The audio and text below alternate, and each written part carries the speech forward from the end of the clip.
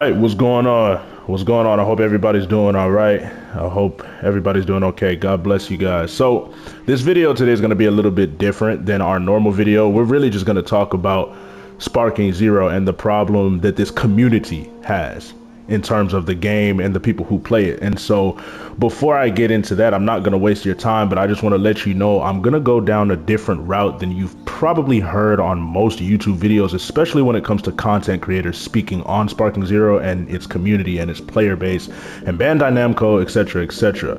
I'm going to be showing you guys some gameplay that I captured today and the other day while I speak, but without wasting any of your time, let's get straight into it. Don't forget to drop a like on the video if you do like the video, and comment letting me know your thoughts after you listen through this.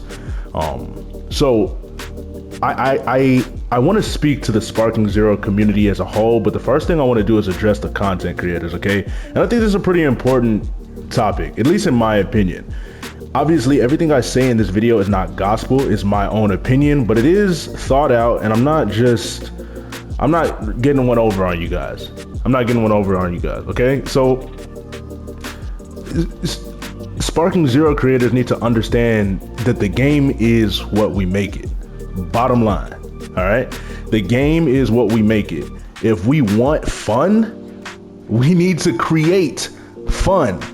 Emphasis on the content creators. We need to be the change that we're looking for. Now, look, I'm not trying to get deep or anything like that, but I'm hearing so many different things about this game, and a lot of things negative, okay? We want change, we want things to look different. It starts with you. The problem is you. The problem is me. You gotta be the change that you're looking for, bro. Or else we're only adding to the problem. All right, so the first point I got written down here is that the reaction to the negative, right? So for instance, complaining about an issue will only do so much. It's important for you guys to understand that there's a difference between bringing a game-breaking exploit or bug / function to the light in order to eventually change it versus complaining about everything you don't like. Let me say that one more time. There is a difference in bringing a game-breaking glitch, exploit, or function to the light in order to eventually change it versus complaining about everything you don't like. All right? Listen, we are all entitled to our own opinions, but if you get on here ranting about everything you don't like, now obviously we're not perfect, right? You lose a game, you might say some stuff in the heat of the moment, but I'm talking about like when you really post videos bashing the game or bashing the community for certain things. Some things are justified, but I think other things, they're leaning more towards the things that we don't like, and we're making them seem as if they're these monumental issues when really there are more important things we need to be focusing on, right? That's what I mean, okay? Second thing I got written down here under this point of reaction to the negative is the game will never, ever be perfect, bro. The game will never be perfect. Now listen, I have no reason to advocate for Bandai Namco. I'm not getting paid, nothing. But I'm being for real, the game will never be perfect. No matter how often Bandai patches the game, it will never be perfect. And listen to me, the more Bandai patches the game to appease its content creators and or casual players and or ranked players and or competitive players, the more likely they will inadvertently break an adjacent feature. Let me run that by you one more time, because I know that's a lot of words, and I'm gonna break it down to you, so stay with me, follow me here. The more Bandai patches the game to appease its content creators, casual players, or ranked players / competitive players, the more likely they will inadvertently, meaning mistakenly, break an adjacent feature, meaning a feature that was indirectly related to the feature that they were trying to patch. I'm gonna give you an example. So remember when Sparking Mode was being abused, if I'm not mistaken, it was only 3 skill points, right? So in an attempt to nerf Sparking Mode, Bandai increased the skill point requirement from 3 skill points to 4 skill points, whilst also increasing the key consumption of the Z-Burst dash from 1 key bar to 2 key bars, right? They did both of these in the same change in order to nerf Sparking Mode. This attempt by Bandai that was made to appease the complaints of Sparking Mode abuse right? Because a lot of content creators were getting online and complaining about it. I'm not saying it wasn't a problem. That's not what I'm saying. I'm in the middle ground right here. I'm being as unbiased as possible from both sides. You understand what I'm saying? So in an attempt to nerf this right here, Sparking Zero, they inadvertently led to what's arguably a buff in Sparking mode. Well, AmbassadorPlays, what do you mean by that? Okay, the initial issue was that Sparking mode was a problem because it was being spammed over and over and over again, right? And so they tried to buff it by doing the things that I just mentioned. Making Sparking mode cost 1 more on the skill gauge, and then also increasing the Z burst dash from 1 key bar consumption to 2. This was an attempt to nerf. They were trying to appease the community, the content creators, but this inadvertently led to Sparking being even stronger. Why? Because now people know that to close the distance, it costs way too much key. If you do that, you're going to be at a key disadvantage. So they'll just poke you here and there with key blast while their skill gauge is slightly going up gradually over time. And 4 is not that much higher than 3. In fact, it's only 1, buddy. So if you play passive, plus you get in a few Vanish Wars, you got Sparking mode already. You create a little bit of distance, you do the elevator tactic, you ascend up, you ascend down. It's really hard for people to close the distance from you. And so now Sparking mode got a buff inadvertently. Why? Because Bandai was trying to appease the thing that we were complaining about. I'm not saying that Sparking wasn't an issue at first. I'm just trying to get y'all to see how this can happen, right? So, yeah. And so what I wrote down here is that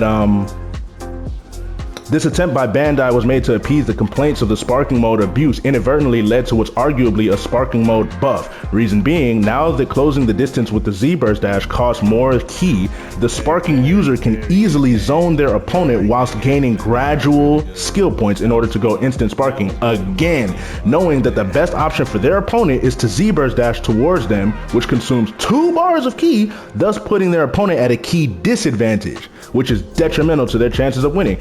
AKA, in layman's terms, the dude who wants to farm Sparking points so that he can go skill gauge points so that he can go instant Sparking, he's not going to engage you. He's just going to zone you, and every time you get close, he's going to hit you away because he knows that for you to come in, you're going to have to put yourself at a key disadvantage. And now you practically lost the game. If you got less key, it's GG's. It's GG's, okay? So that's the first point. We're still on the content creators. The second point that I want to bring to y'all, content creators, hear me, please. Especially small content creators, for real, hear me. This one's coming from the heart, yo. This one's coming from the heart. And like I said, I have no motivation, no monetary motivation to do this. I'm not making much money off YouTube at all. I haven't even seen a check from them. I'm not sponsored by Bandai. I have no brand deals or affiliate links, nothing. So when I say this, it's coming from the heart. I'm talking to the content creators. Listen, especially the small content creators. Yo, my guy, my girl, don't let money, the guap, the moolah, the bread, the dough, whatever you want to say, don't let that be the main motivation behind your uploads, please, bro. It will drain the fun that you have, and also it will likely drain your audience over time. Listen, bro, we are content creators. We make content. We create content for an audience. Without the consumer, there is no product, right? The product that we make is the content that we create, and the consumer are the people who watch our videos. Oftentimes, when this product is being pushed out due to monetary gain as the highest motivator, oh, the consumers are gonna feel that, right? The consumers are gonna feel that. Listen, now what I'm saying is not gospel, it's not absolute fact, it's not even proven fact for all content creators, okay? But generally speaking, oftentimes something that I've noticed is that content creators tend to upload what they know will get views. This is not inherently wrong. We all have a job to do, and we dream to make good money on this platform called YouTube one day.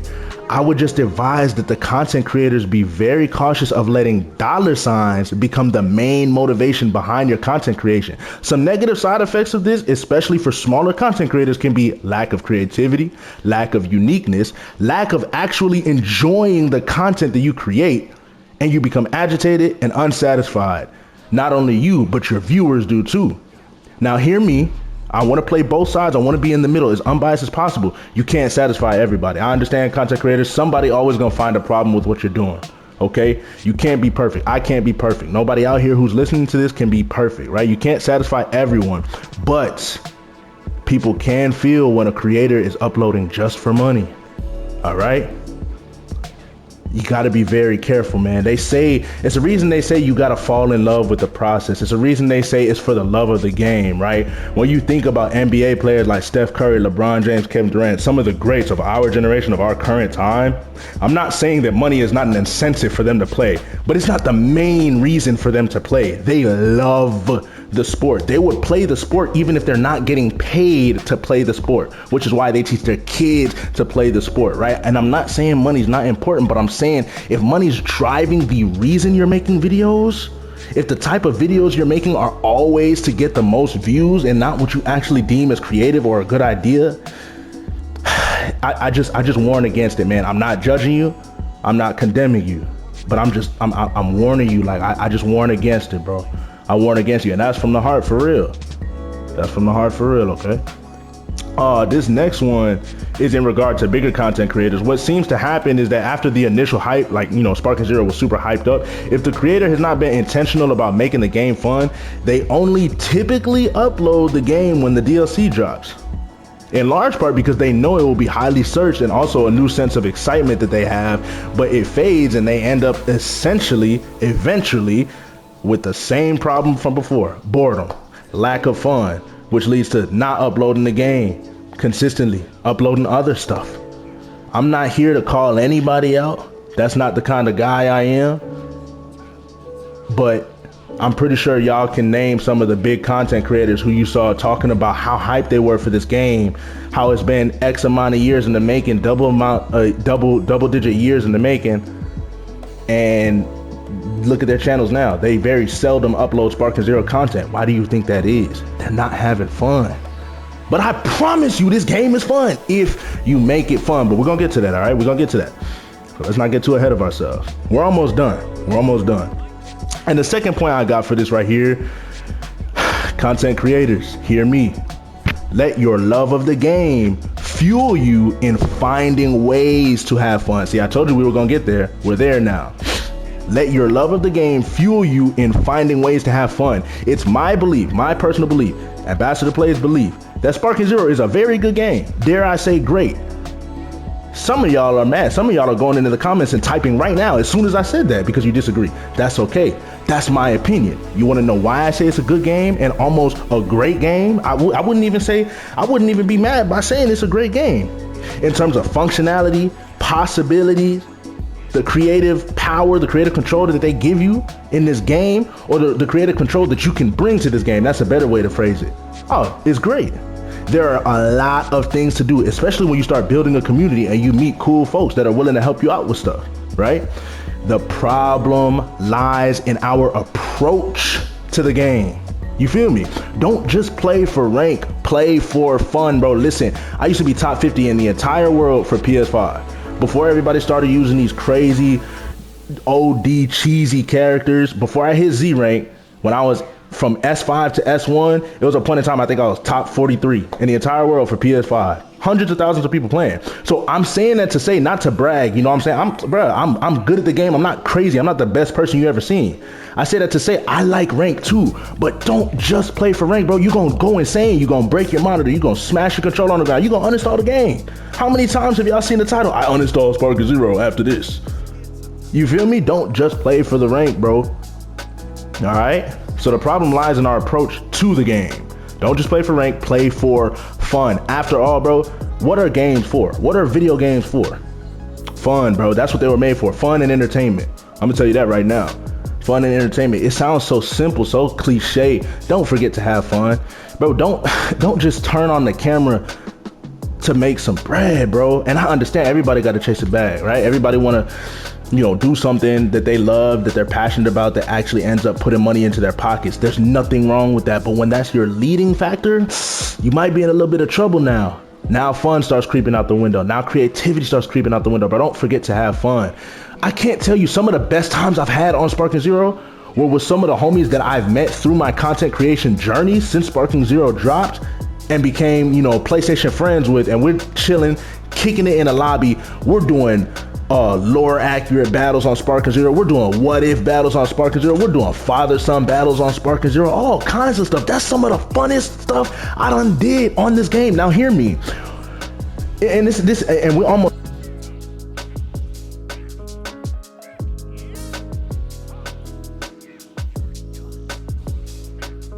Sorry, my headset died. I had to cut on another clip real fast. But look, we're almost done. We're nearing the end of the video right here.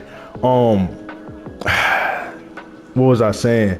Yo, like that, some of the best times I ever had was sitting in the PlayStation party with the homies, the people that I met, cool folks, chill folks who are actually trying to recreate Dragon Ball Z in the game. Feel like you're actually in Dragon Ball Z, bro. That's what they made this game for, to really feel like you're in Dragon Ball Z, doing all kinds of fights. And listen, everybody always want to compare it to Budokai Tenkaichi 3 and Budokai Tenkaichi 2 and Raging Blast and things like that. There's no problem with that. But if you're stuck in the past, you won't appreciate the present. Let me say that one more time. If you're stuck in the past, you won't appreciate the present, and you sure won't look forward to the future. You feel me? And so it's not bad to appreciate BT3, but bro, you're gonna make yourself miserable by comparing this game in every aspect to BT3, because it's never gonna be BT3. Times have changed. People do anything to win now. That's why you have to make sure you bring the fun to the game, because it's there. It's there. It lies in our approach, bro. And I'm not talking like I never get frustrated at this game, like I don't want to close the application. Sometimes I do, but when I feel like that, it's because I'm not bringing the fun to the game. It's very simple. It's so easy, we make it difficult. I'm serious. Doesn't it sound crazy? It's so easy, we make it difficult. Why did people love BT3 and BT2 and even the first Budokai Tenkaichi game? Because that was back in a time where those games were primarily played with your friends and family on the couch during whatever time. That's why it was so fun, because you're not doing anything you can to win. Now, it's always going to be weirdos out there. I'm pretty sure there was somebody who was playing his younger brother using Super Saiyan 4 Gogeta, and his younger brother had Chiaotzu, right? And he was just going crazy. But for the most part, people just had fun. And one person usually is better than the other person, but it doesn't matter too much because y'all are playing to have fun. Nowadays, you got to understand from Bandai Namco perspective, not only are they thinking about money, they're thinking about rank. Bandai already said that this game was not meant to be balanced. This game was meant to capture the power scaling of Dragon Ball Z. So right there off the rip, they really told you everything you needed to know. Now, what I will say is that's kind of counterintuitive on Bandai's part, because if you know that the game is not balanced and made to be played competitive, don't like the competitive mode in and of itself is going to need tweaking. Because if you say a product is not meant to be competitive, but then you put a competitive mode in there, now, you know, that's counterintuitive. That's where the problem lies. That's on Bandai's part. But I wanted to say that because we got a part 2. And so I'm going to wrap it up with this, bro. Bandai Namco is not perfect. Sparking Zero by no means is perfect. It has its bugs. It has its glitches. For content creators, I think my main message to y'all is, yo, let's focus on the game breaking stuff. Not just the stuff you don't like, but the stuff that really will ruin the game and have somebody put it down forever. Like, focus on that when we're making videos and stuff like that. There's a lot of stuff that's annoying that we would like to be fixed, but in all reality, it's not game breaking. It's not as urgent as we make it seem. All right. And then the rest of the community out there, have fun. Stop being weird all the time. Okay, I understand it might be fun from time to time to use Super Saiyan 4 Gogeta, bro. If you're on ranked and you're using MUI and Super Saiyan 4 Gogeta, at the end of the day, you bought this game for however much you pay for it. I can't control what you do. But bro, give it a break. You know good and well MUI is not every last one of y'all favorite character. You know Super Saiyan 4 Gogeta is not every last one of y'all favorite character. Use some other people, man. Make it fun for yourself. I promise you. Because some of y'all have never used somebody under 9 DP. Some of y'all, since the time y'all bought Sparking Zero, y'all have never touched a character under 9 DP. Try it out, bro. See how much fun you have. I'm serious. Try it out, bro. Put the computer on easy if you have to, and try it out, bro, for real. And then, yeah, man, that's it. So let me know in the comment section what y'all think about this video. Like I said, it is a different take. I'm trying to play the middle ground and really see things from both sides. But as somebody who is a small content creator, who is, you know, competitive in nature, I like to win. Winning is the funnest thing in the world for me. So don't get it twisted what I'm saying. I like to win. I like to play with honor. I like to, you know, respect my opponents and not try to cheese them out. That's who I am. But not everybody is the same, bro. And you can't always knock people for not thinking how you think. You understand what I'm saying? we in a world where everybody brain works different. You got like-minded people and you got people who are complete opposites. Bro, you gotta live with them. But at the end of the day, you pay good money for this game. Don't let anybody else rob you of the fun that you deserve to have on this game, especially if you're a content creator. Because if I can have fun on the game, I know anybody can. All right, God bless. I'll catch y'all in the next one.